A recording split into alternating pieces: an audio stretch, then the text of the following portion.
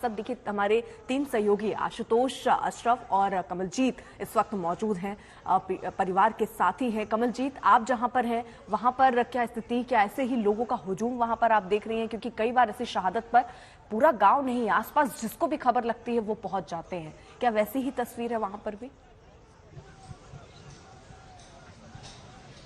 जी बिल्कुल सही कहा। हम इस वक्त हैं कर्नल मनप्रीत के घर में, उनका पुश्तैनी घर है ये। और आपको दिखा दें यहाँ पे जिस तरह से हजूम निकला है और आसपास के लोग हैं, गांव वाले हैं, पुलिस वाले हैं और कई सीनियर अफसर हैं। और उनकी माता श्री अभी बाहर आ रही हैं, आंखों में उनके आंसू हैं, उनकी बहन भी उनके साथ में है। आखिरी बार जब बातचीत हुई तो रक्षाबंधन का दिन था। उनकी माता जी बाहर हैं। जाहिर सी बात है दुखों का पहाड़ टूट गया है। कुछ बोलना चाहेंगी क्या? मैं कुछ नहीं बोलना चाहती हूँ। हाले मैं कुछ नहीं बोलना चाहती। कुछ नहीं बोलना चाहती? आप बहन हैं, कुछ आप कहना चाहेंगे? नहीं। रक्षाबंधन के दिन बातचीत हुई थी आपकी? लास्ट टाइम मॉर्निंग में बात हुई थी। क्या बातचीत हुई आपको, कुछ बता पाएंगे? यही आने का पूछते होते थे, कब आएंगे, नेक्स्ट मंथ आना। उन्होंने बेटे का बर्थडे था, बस उसी के लिए बात हुई थी। उनका 6 साल का बेटा है और 2 साल की बेटी है। और आपको ये बता दें कि अगले महीने उन्होंने छुट्टी पे वापस आना था। देख सकते हैं यहाँ पर अब जिस तरह से जो लोग हैं, आसपास के कुछ युवक हैं, उनसे बात करना चाहते हैं। कितनी प्रेरणा मिलती है आप लोगों को? मैं तो बाहर तो अगर हम आपको यहाँ पे दिखाने की कोशिश करें, यहाँ पे आसपास के जो लोग हैं उनसे बात करते हैं। पंजाब में से हमेशा बोला जाता है कि युवक जाते हैं, सेना में जाते हैं, पैरामिलिट्री में जाते हैं। कितनी प्रेरणा मिलती है कर्नल मनप्रीत से, उनकी बहादुरी से? बहुत प्रेरणा मिलती है जी। हमारे गांव का नाम ऊंचा हो रहा है। बाकी दुख भी बात भी है जी। हमारे जो भाई लगते थे जी, ठीक है जी, बहुत बड़ी बात है। जाहिर सी बात है दुखों का पहाड़ टूटा है। आप लोग सब लोग आसपास के रहने वाले हैं? कहाँ के रहने वाले हैं? हम इसी गांव के हैं हम। तो हमारा तो एक तो अफसर भी था हमारा, ये हमारे रेजिमेंट का था, हमारे ग्रुप का था, हमारी शान था, गांव की शान था ये। क्योंकि एक ही एक ऑफिसर है जो इस गांव में ये भर्ती हुआ था। तो इनके फादर भी 12 सिखलाई में? हाँ, वो भी 12 सिखलाई में थे। तो ये वॉलंटियर, मतलब अपने फादर की यूनिट में वॉलंटियर गए थे ये। बोला मैं उनसे सलूट मरवाने हैं जिन्होंने मेरे पापा ने सलूट मारे, जिनको उनसे सलूट मरवाने। तो ये वॉलंटियर गए। आज हमारे इस गाँव में दुखों का पहाड़ इतना बड़ा है, मतलब बोलने के लिए हमारे पास शब्द नहीं है। अभी हम क्या कहें इसके ऊपर। आज पंजाब ने ही नहीं, देश ने अपना बेटा खोया है और शहादत 2 और की हुई है। एक अन्य मेजर हैं, मेजर आशीष हैं। फिर अगर हम बात करें हिमायूं भट्ट हैं। ऐसी भी बात हो रही है कि पाकिस्तान के साथ क्रिकेट मैच खेला जाता है। कई आवाजें आ रही हैं कि मैच नहीं होना चाहिए। जब इस तरह से हो रहा, आप यहाँ पे खड़े हैं, मौजूद हैं, क्या आप करते हैं? क्या आपको लगता है कि इस वक्त में क्रिकेट मैच होना चाहिए, नहीं होना चाहिए?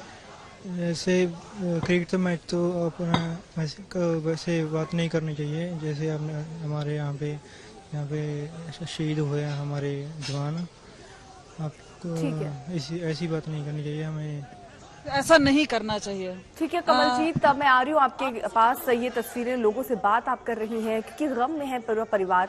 और सीधे जरा आपको ले चलते पानीपत। शहीद मेजर आशीष के घर पर इस वक्त आशुतोष हमारे साथ, हमारे सहयोगी मौजूद हैं। वहां पर भी एक मातम है, परिवार के लोगों का रो रो कर बुरा हाल है। आशुतोष,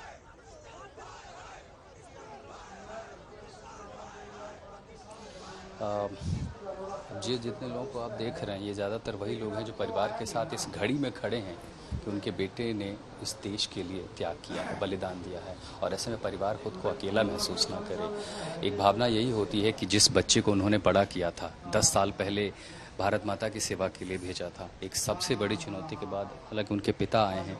आप समझ सकते हैं परिवार में जो दूसरा हिस्सा है, जहाँ पर महिलाएं बैठी हैं, जहाँ उनकी माँ है, जहाँ उनकी पत्नी है, वहाँ से सिर्फ रोने की आवाज़ आ रही है। लेकिन घर का वो हिसाब सोचिए कि गांव में रहते थे, यहाँ से ज़्यादा दूर है नहीं गांव।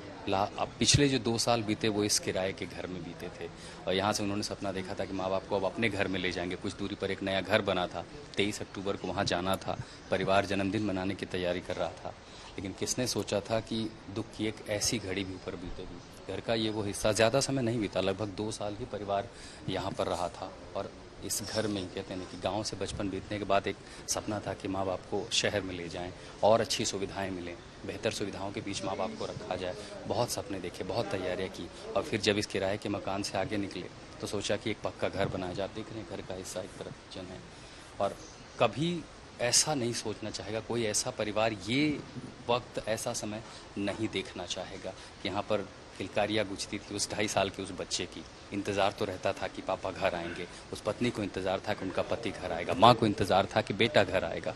लेकिन जब इंतज़ार है वो बेटा आ रहा है तो ताबूत में आएगा। अब सबको इंतज़ार है कि कम से कम उस बेटे को आखिरी श्रद्धांजलि दे सकें, आखिरी बार बेटे का चेहरा देख सकें। अब ज़्यादातर परिवार के वो सदस्य हैं जो बस हिम्मत बंधाने के लिए साथ खड़े हैं कि इस आखिरी मौके पर परिवार अकेला ना महसूस कर सके। तीनों बेटियां हों या परिवार के दामाद हों, दूसरे सदस्य हों, गांव के लोग हों, पड़ोसी हों, हर कोई यहां पर पहुंचा है परिवार के साथ खड़ा होने के लिए, जिसके बेटे ने अपनी जान की परवाह नहीं की, आतंकियों से लोहा लिया और लोहा लेते हुए अपनी जान दे दी। घर के भीतर फिलहाल जैसे हम दूसरे हिस्से की ओर जाते हैं, ऊपर उनका कमरा है मेजर आशीष का, जहाँ अपने परिवार के साथ रहते थे। लेकिन दरअसल उस हिस्से से रोने की आवाज़ इतनी ज़्यादा है कि वहाँ खड़े होना आप वो आवाज़ नहीं सुन सकते। वो बेहद गमगीन माहौल है और यह हर कोई समझ सकता है कि जिसके घर में बेटे का शव आता है, बेटे का ताबूत आने वाला हो, उस घर का माहौल कैसा होगा अर्पिता। बिल्कुल, इसको बहुत ही बखूबी समझा जा सकता है। मातम है, गम है और जैसा आप कह रहे थे सही है, ये सिर्फ उस घर की नहीं बात है, उस जिले की बात नहीं है, उस शहर की बात नहीं है, ये पूरे देश की बात है। इस वक्त पूरा देश ये महसूस कर रहा है। हम सीधे जरा रुक कर लेते हैं। अशरफ भी हमारे साथ है, शहीद डीएसपी हुमायूं भट्ट जहां पर बड़गांव में ही रहते थे वहीं पर उनकी भी शहादत की खबर है, उनका परिवार रह रहा है। अशरफ, फिलहाल उन्हें सुपुर्द खाक कर दिया गया है, लेकिन जो आग अभी भी, जो गम, जो दर्द अभी उनके परिवार के दिल में है, शायद वो कभी बुझ नहीं पाए। बिल्कुल, अगर हम देखें तो उनकी परिवार की कहानी पहले देखें। उनके पिता जो गुलाम हसन भट्ट है वो जम्मू कश्मीर पुलिस के वेटरन अफसर हैं, वो अलग अलग पदों पर रहे। मैं भी उनको पिछले 25 साल से जानता हूं। एज डीएसपी, फिर सुपरिटेंडेंट ऑफ पुलिस श्रीनगर के बने, फिर एसएसपी बने, फिर डीआईजी बने और जब रिटायर हुए तब आईजी थे। तो उनका बेटा था जिन्होंने अपने पिता को देखकर ये निर्णय लिया था कि वो जम्मू कश्मीर पुलिस में जाकर देश की सेवा करेंगे, जम्मू कश्मीर के लोगों की सेवा करेंगे। और वो 2 साल पहले ही जम्मू कश्मीर पुलिस में इंडक्ट हुए थे बतौर अफसर और डिप्टी सुपरिटेंडेंट ऑफ पुलिस को करनाक थे। कल सुबह जब ये खबर मिली थी, पुलिस के पास ही खबर मिली थी, सूचना मिली थी कि 2-3 आतंकी, जिनमें 2 विदेशी और एक स्थानीय आतंकी है, वो कुकरनाग के पास एक हाइडआउट में छुपे हैं। तभी सेना के कमांडिंग अफसर, मेजर जो आर्मी के वहाँ के कैंप कमांडर थे और जो इलाके के डीएसपी थे, तीनों ये अफसर अपनी टोलियों को लेकर उस हाइडआउट की ओर बढ़ रहे थे। लेकिन वहाँ पर आतंकी हाइडआउट से नीचे आकर उस पहाड़ी पर इन पर अंधाधुंध हमला करते हैं, गोलीबारी करते हैं, जिनमें 3 बहादुर अफसर जो है, 2 सेना के और 1 जम्मू कश्मीर पुलिस के, वो शहीद हो जाते हैं। क्योंकि जम्मू कश्मीर पुलिस ने कई कुर्बानियां दी हैं आतंकवाद के खिलाफ लड़ते हुए, तो उनमें ये एक और ऐसी कुर्बानी है जिसको ना ही देश बुला पाएगा, ना ही जम्मू कश्मीर की जनता और ना ही जम्मू कश्मीर की पुलिस। बिल्कुल, और इसका बदला लेने के लिए भी हमारे सुरक्षा बल तैनात हैं और पूरे इलाके की घेराबंदी हो चुकी है। उन 2 आतंकियों को घेर लिया गया है। जल्दी वो खबर भी हम सुनेंगे कि उन्हें ढेर कर दिया गया।